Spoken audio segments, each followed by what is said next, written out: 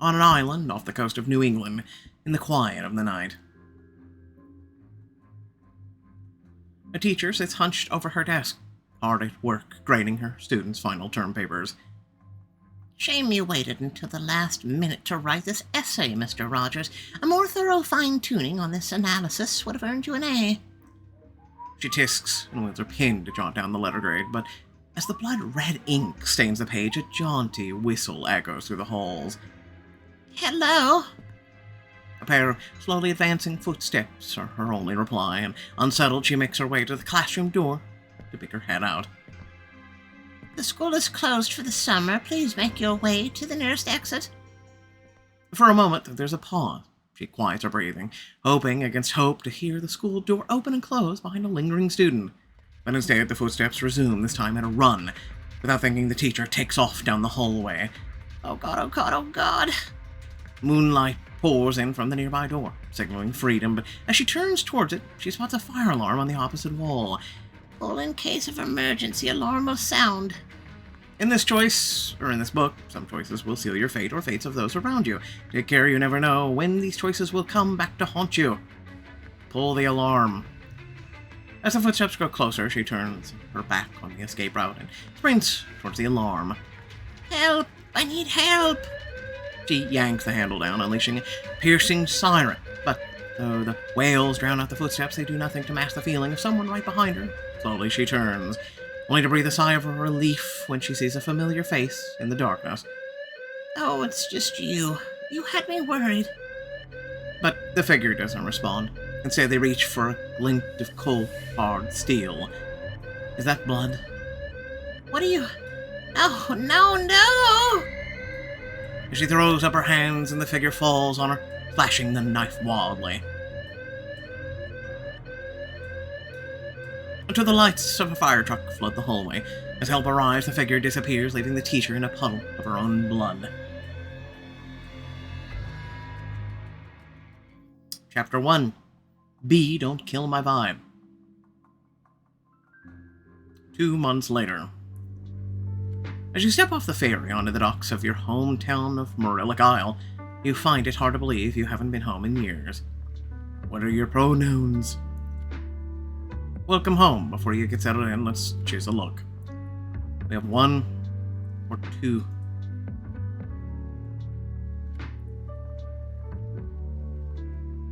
Let's choose your face.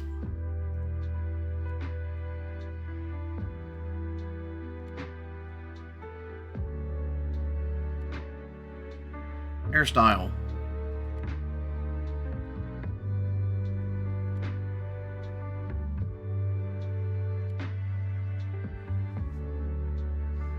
What do you think? Killer. I love it. In a small town like this, everyone knows everyone. Sam, carpenter. Everything seems the same. The beautiful coastline, the autumn trees. Abandoned prison tour. Get your tickets to the Morillic Maximum Security Federal Penitentiary Tour right here, folks. And the loudmouths hawking their latest tourist trap schemes. The tour guide thrusts a pamphlet in your face as he bellows, and reluctantly, you take it. What the fresh hell is this? Dive deep into the psychological local madman Stabby Joe. Observe the cave routes he used to escape before his 7-day murder spree. At the last words, the guy jump scares a small child, sending her scuttling behind her mother's leg, and as he laughs, your stomach turns. A sensationalizing tragedy to make a buck, don't you think that's a bit tacky? The people Stabby Joe killed were just that people, not pawns for you to exploit for profit and amusement. Oh, come on! I have to make a living, and Terrorfest is all in good fun. After all, it's just a week-long celebration of the murder that made our town possible. Have you ever thought that maybe a murderer shouldn't be celebrated? You just boost your fortitude score. Earn these points will help in moments of comfort or confidence to navigate challenges that arise. But be careful, a low score will make coping with life and death on the island increasingly difficult. For a moment, the tour guide flounders, then recognition dawns on his face. Oh, wait a minute, I know you. You're Sam Carpenter. Don't you think it's rich for you, of all people, to be calling me out? After all, it was your ancestor who killed those people. At once, the crowd around you shirks back, all fighting to get away from you as far as possible. Oh my god, she's a cold-blooded killer in the making. Move, I don't want to be next to her when she snaps. All except one. As the crowd parts, giving you a wide berth, one man edges closer. Are you really related to Stabby Joe? His hand graces your arm in a bone-chilling reverence, and you quickly snatch it back. Whoa, you know what? Screw this. You turn, taking in fearful faces of the people surrounding you, before finally landing on the guide's smug grin.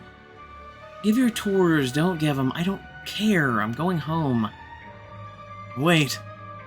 You turn to go, and the man reaches out to touch you again, but this time you've had enough. Before his hand has time to land, you dodge him and take off running, heading for the nearby Terror Fest fairground.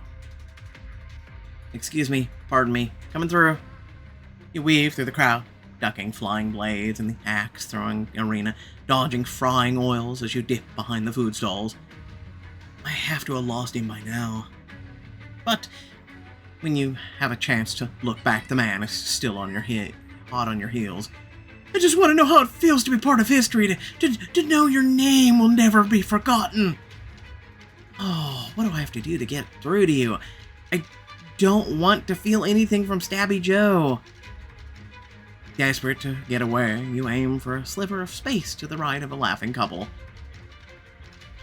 But at the last second, Tavinder, carrying a heavy box, steps into your path. Unable to stop, you slam into him. As you both crash to the ground, Stabby Joe masks rain down around you. My inventory. I'm so sorry. Let me just, scramble to your knees and sweep up an armload of the mask, but before you make it to your feet, a hand lands on your shoulder. Adrenaline palming, you whirl around to find your half-sister Destiny shoving her cell phone in your face. Oh, this is priceless. Say hi to ClogApp, we're live. Damn it, Destiny. Good one. You begrudgingly wave to her audience as you resign yourself to a future of seeing your tear plastered all over social media. Hello, random internet people who are now privy to my private moment of my life. I didn't consent to you seeing this, but my sister has no respect for my boundaries. Oh, perfect. Now, do you think you could say it again, but minus all the snark? Destiny films while you pick up the remaining masks. As you grab your bag and head home, you scan the crowd. Let's hurry up and get out of here. There's a weird guy stalking me, and I'd rather he not know where I sleep at night. Would you relax? It was probably just some drunk tourists celebrating Terror Fest, and if we were smart, we'd follow his lead and throw a rager back at this date. Yeah, right. Like I would ever be caught dead getting drunk off my ass to celebration of a murderer. Oh, please, you routinely kill the vibe. People still celebrate you. She leads you both down a side street away from the chaos of the Terror Fest route. Besides, now that you're back, the gang's all here, including a certain someone you've been crushing on since high school. I like her red hair. Alan.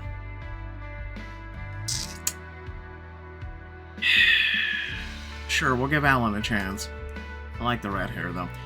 For a moment, your mind goes to his chiseled jawline, piercing eyes, as thoughts of brushing your fingers over his rough stubble fill your head.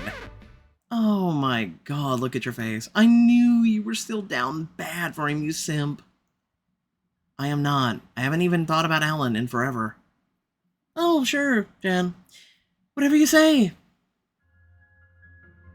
Destiny reaches to give you a patronizing pat on the head, and you slap her hand away, blood boiling. Would you drop the loving big sister act already? The version of me you knew is dead and gone. She's not coming back. For a moment, you and Destiny stare each other down, the years of bad blood between you returning to the surface before your sister raises her hand in deference. Then why don't we take a minute and catch up? We'll get to know each other, and now while we get you something fresh to wear. Destiny nods her head behind you, and you turn to see the old thrift store. Before taking in the outfit you arrived in at the Cordonian International Airport almost 20 hours ago. Unless airport chic is your new vibe. Diamond choice. Time to reinvent yourself. Fine, but only because these clothes have been seen better days. Whatever you say, sis. Destiny pushes open the door to the thrift store, tossing up a hand to the clerk before leading the way to the racks in the back. Okay, so catch me up. The last time I saw you, Dad had just died, left the entire family estate to you. Kinda hard to forget. You shove aside the hanger after hanger, your eyes barely skimming the clothes before passing on them. Destiny's hand covers yours. You have to know I didn't want that to happen. Do I? Because you were always his favorite. No matter what I did or how hard I tried, the two of you were in your own little world. No, I was trying to butter him up. I thought I could get him to come around.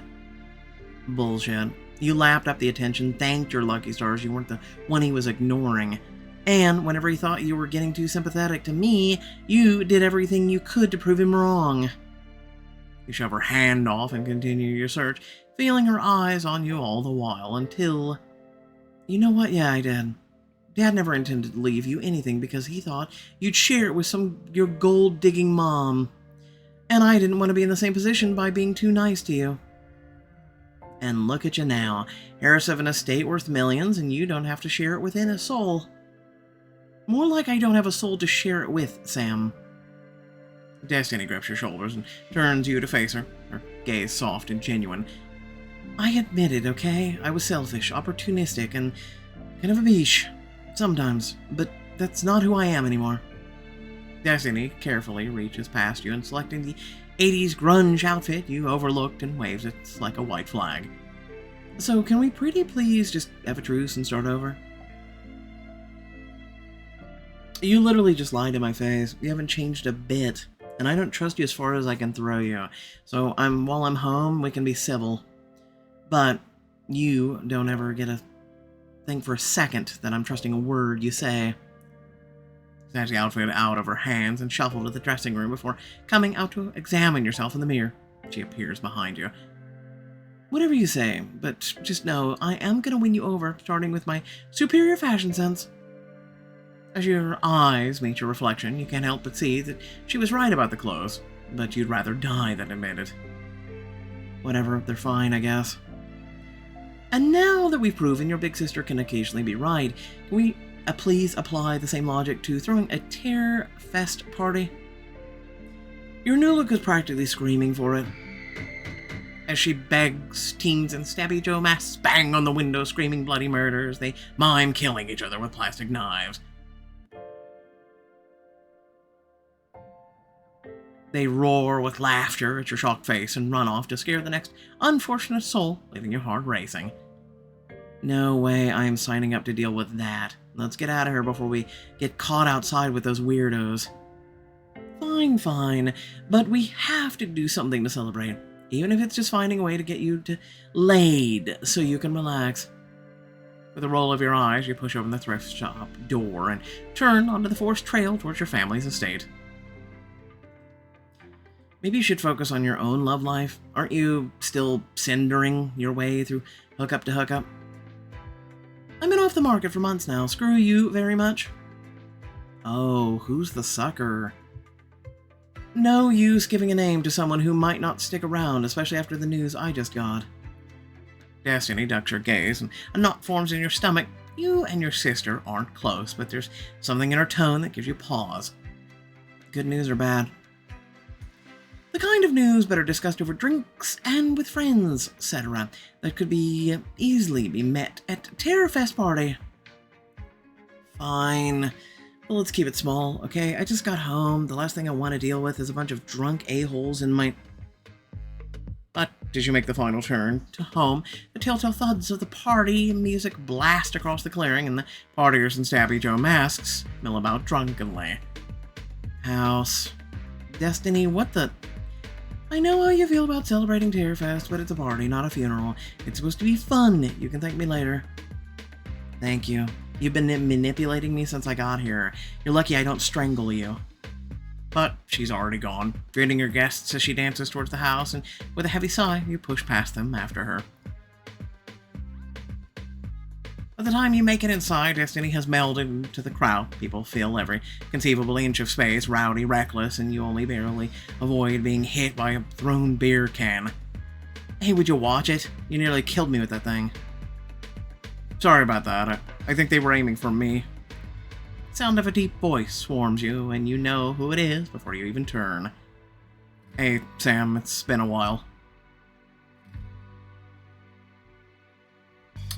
We'll just go with wow. Hi. As you regress to your shy high school self, Alan pulls you into a hug. Glad to see you haven't changed a bit. I guess it's been a while, hasn't it? Last time we saw each other was when you told me you'd met me on the beach after prom, and then never showed. Right about that. I owe you an apology. It was just so much pressure. I mean, it was already prom night, and then we made the special plans, and I made the mistake of telling my sister. Sam, you don't have to explain yourself. We were young, and a physical relationship then would have been a lot. I get it. He fixes you with a charming smile that made you fall for him in high school, and suddenly you can't help but wonder how things could be different if you had gone that night. Thank you for understanding. There's no hard feelings, are there? You offer him your hand, and he takes it, before bringing it gallantly to his lips. How could I be mad when you look even more beautiful now than you did that night? Before you can say anything else, you hear Destiny shouting over the crowd. Attention everyone, gather around, it's time for the main event. You turn to find your sister climbing onto the coffee table, and as the partygoers do as they're told, he motions for someone to hit the lights. As the room goes dark, Destiny aims her phone flashlight at her chin, the resulting shadow masks her beauty, casting an ominous look on her face. Decades ago, my ancestor built this house, becoming the island's first resident, and setting his lineage up for greatness, if a lifetime of suspicion from the cops. Tonight, in honor of Stabby Joe and his legacy, we become the murderers. Wait, what? Destiny grabs a jack-o'-lantern impaled with knives and hefts its weight into your unsuspecting hands. Murder pumpkin, damn, that's heavy. Everyone take a knife from the pumpkin, find the name written on the blade. That's your victim. Your mission? Hunt them down, get them alone, murder them. But if you want to do anything else with your alone time, feel free. Destiny winks at you and Alan as the partygoers laugh and whisper. You can't help feeling self-conscious. What the hell is going on, and why is everyone looking at us? Just make sure you take their knife, because their target is your next victim. The game ends only when one killer is left standing. As the light clicks back on, Destiny hops off the table, and Alan shoots you a grin. Sounds like it could be fun, and who knows, maybe we could even get a moment alone. With a coy shrug, he grips the handle of a knife, sliding the blade out of the pumpkin, and raises an eyebrow at you. Join in on the fun, Diamond choice.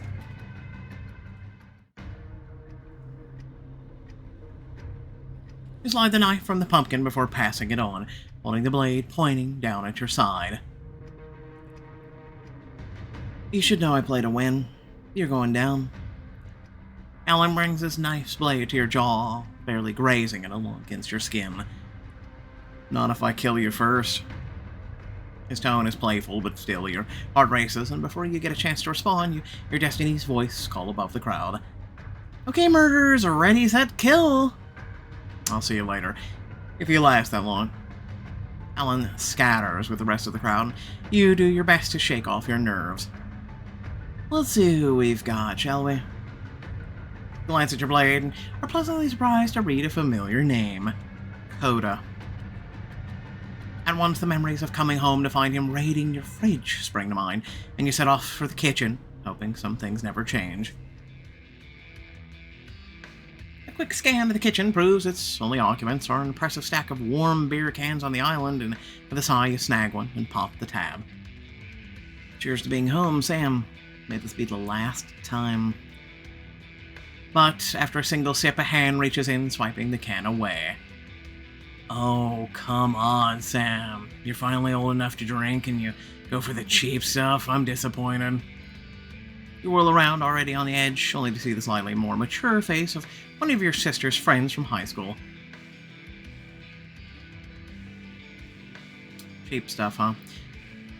NYU's made you bougie. Next, you'll be too good to give me a hug.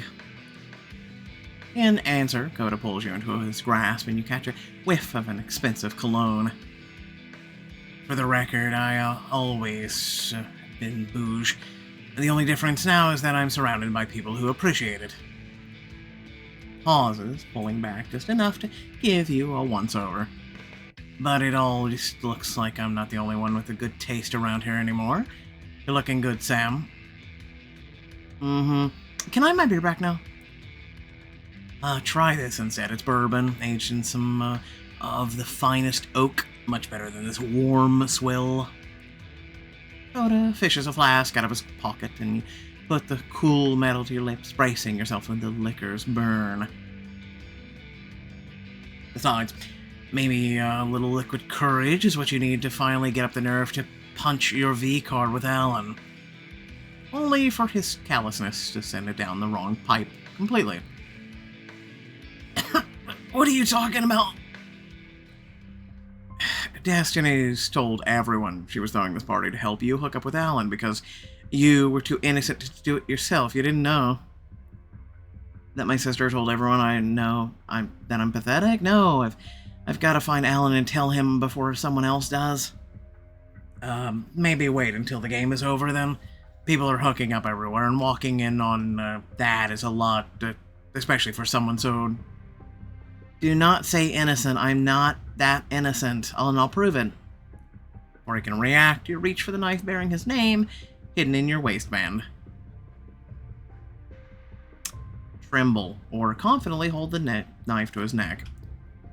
With one hand, you shove him back against the countertop, and with the other, you bring the blade to his pulse point, watching as this Adam's apple bobs.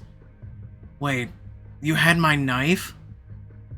More than that, I just killed you, and you never saw it coming.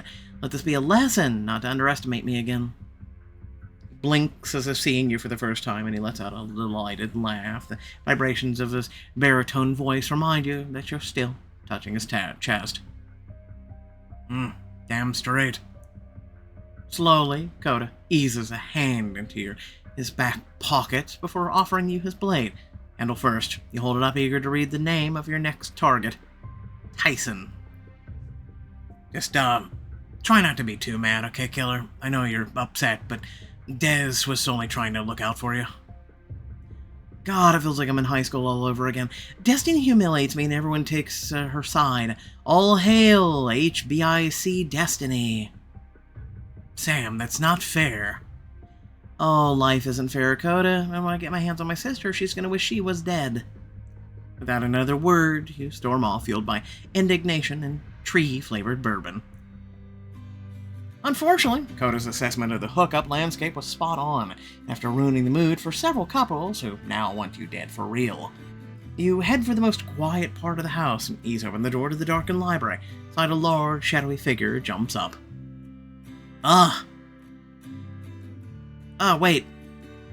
Tyson. You certainly filled out. Well, we never saw him before, so... I thought I was on the business end of another naked ass. The sound of your voice, Tyson's shoulders relax, and he puffs out an anxious breath.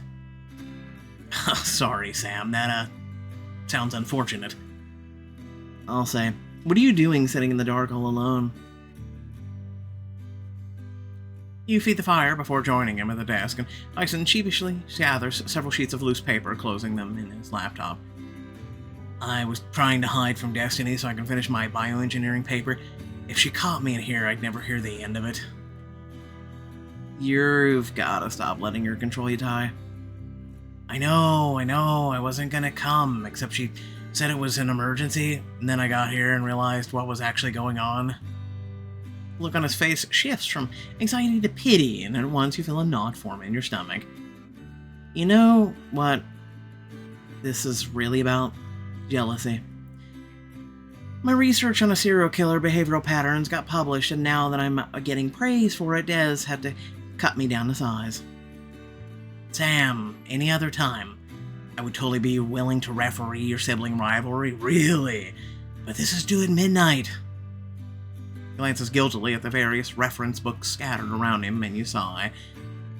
Fine, but before I go, this mercy killing is for the good of your grades. You pull the knife with Tyson's name on it out of your waistband and push him back into the desk chair before aiming the blade at his throat. I now pronounce you dead. Now, you don't have to come out until you're done. My GPA and I thank you. Still, his heartbeat thuds against your palm, and as you turn your attention towards the hand on his chest, you compare his pulse to yours. Oh geez, your heart is still beating so fast. Did I scare you? A fluttered laugh bubbles up, and Tyson tries to cover it with a cough, the blush starting at his neck and working its way up. Yeah, you did. You got me real good. Here, let me. Tyson shuffles through the mountain of work, unearthing his knife, and grab it, ready to look for your next victim. Lucky. Alright, Lucky, you can run, but you can't hide. Thanks, Ty. On the hallway, you follow the sound of Lucky's voice to the sitting room. Lucky Alvarez takes it down the court, flying past the other team's defenses. Nobody can guard number 7. She drops back at the top of the key for the 3. Can she make it? Of course she can. It's nothing but net. You find her watching reruns of women's basketball games. As she cups her hands around her mouth and exhales to mimic the roar of the crowd, you laugh from the doorway. Are you narrating your own game? I thought they had people for that. Lucky turns around, a huge grin spreading across her face when she realizes it's you. Maybe, but they don't do it as good as me. Oh, yeah, just think. Last time I saw you play was in high school. Now you're on TV. I'm so proud of you. Right back at you, but we need to talk.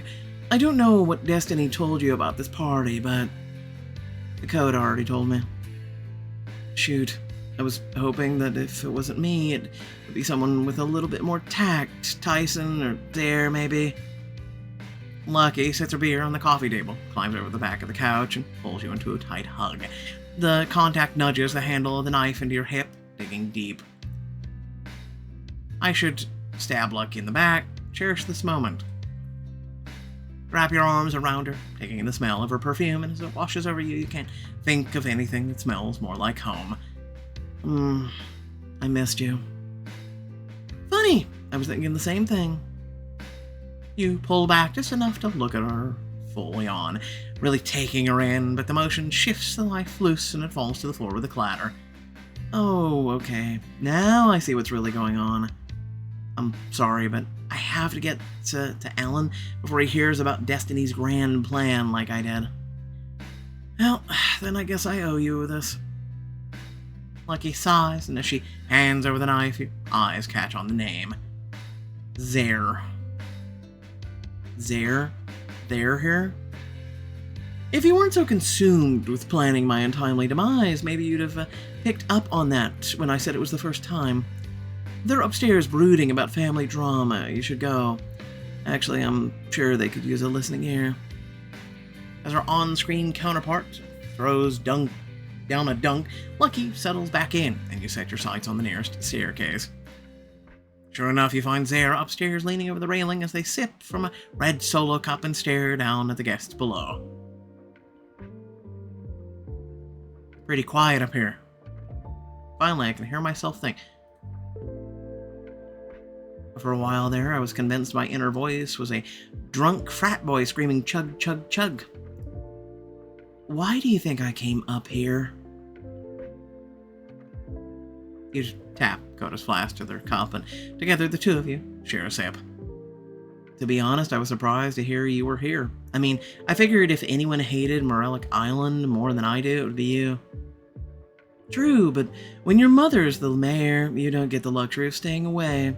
At least I'm not here long. She'll parade me around to show she's open-minded, and then I go back to DC, but trust me, I'm counting down the days. As the air takes another sip, and out of the corner of your eye, you notice Alan down below, sneaking after his target. As you lean over the railing to keep track of him in the crowd, Zaire turns to face you with a smile. Thanks for listening. I wish everyone could be as real as you, Sam. Zaire... it's gonna make this next part really awkward. You reach for the knife, revealing the blade, and give them a gentle poke in the side. Surprise, you're dead. For a moment, Zaire pauses, then a smile banishes the brooding temperament. God, this game is so stupid. I love it. Here. Without another thought, Zaire pulls their knife from their back pocket and hands it over. Alan. But as the metal sits heavily in your palm, the knot in your stomach tightens. Zaire raises an eyebrow. Why the face? I thought you'd be ecstatic. Des told me you've been trying to get with Alan for years. I had a thing for him in high school, chicken out of hooking up. Destiny never let me live it down. She didn't do this for me. She did this all to humiliate me. How do I even know Alan's not in on it? Before they can answer, your phone vibrates, receiving the onslaught of photos Destiny sent to the old group chat.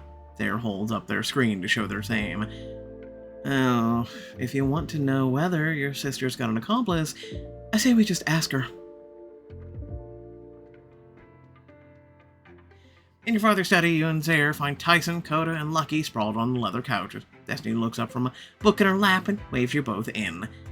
Come, sit. We broke into Daddy's fancy ports, and look what I found.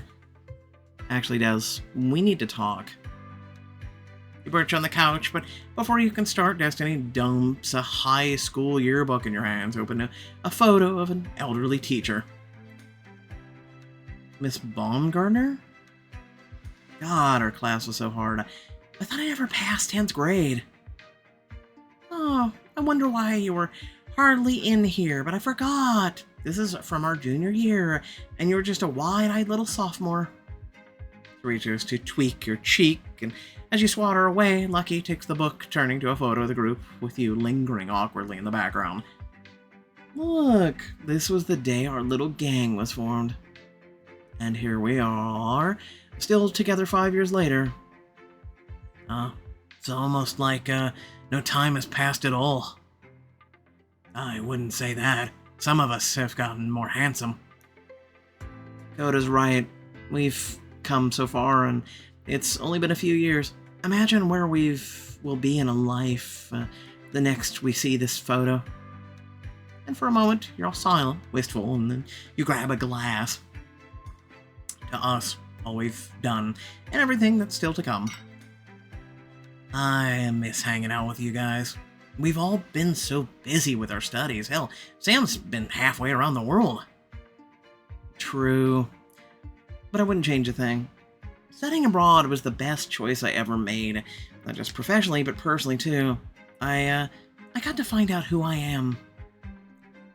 If I hadn't left, you would all still think of me as Destiny's little sister. Oh, trust me, pretty soon you'll be begging to be introduced as my little sister. Remember how I said I had news? Daintily, Destiny clears her throat. I'm moving to LA, beaches. My socials have totally exploded this year, and in one of my videos landed in front of the casting director who wants me on her show. Wow, Daz, that's, But as everyone crowds around to hug Destiny, you end up pushed to the side, right where you've always been. And apparently right where you'll always be. Great. Needing some air, you slip out to the backyard and start walking around the estate. Moments later, you feel a warmth at your side. There you are. I was hoping I'd run into you. I was thinking maybe we could... Before you say it, whatever it is you're about to say, I think I should go first. A group of partygoers nearby wolf whistle at you, and as they dissolve in a laughter, you drag Alan further down the path. This party was thrown to embarrass me, and I don't know if you're in on it or just a pawn, but either way, I think we should just call it a night. We can do that if you want, but I really wish you'd just have let me go first. If you had, I had said something like, Sam, I haven't been able to get you off my mind since freshman year. My heart nearly beat out of my chest when I saw you tonight. Alan sneaks a peek over his shoulder and then pulls you off the path towards the relative privacy of the gardener shed. And now that there's no one around to make things awkward, I was thinking we could pick up where we left off at prom. As he pulls you in close, you can't help but be aware of the knife, his knife, at your waist. You smile, you reach for it. Looks like I'm scoring in more ways than one. My version of the night ended in betrayal. I'm gonna go with betrayal. You step out of his grasp and angle the blade at his heart. And it doesn't look like tonight's any different. Your knife, please. You'd really kill me now, when I'm trying to be all romantic. I'm sorry, but the only people that hook up outside are exhibitionists and one-note stock characters from 17-plus books. And trust me, when the plot is filthy rich alpha dom commits crimes of passion until he's spotted by witness who goes on to the billionaire's baby. Oh, so basically we're just including every choice's bad book. No one's mistaking that for romance. Well, looks like I need to go back to the drawing board. You deserve a love full of desire and decorum. Please end me now. You don't think I'm asking for too much, do you?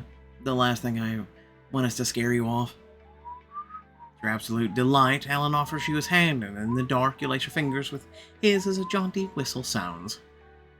Ask away, Sam. I'm not going anywhere. Only to be followed by a sudden spray of warmth across your face.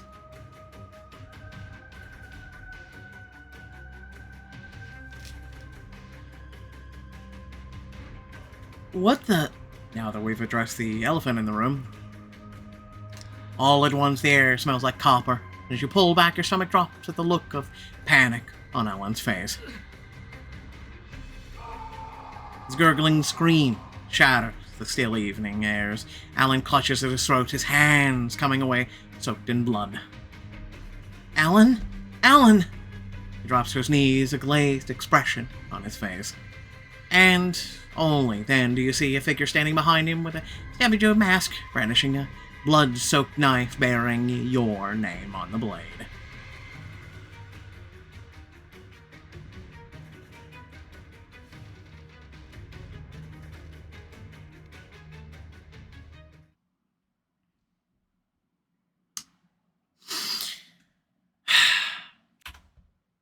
Alright, so, yeah, new book just hit, clearly.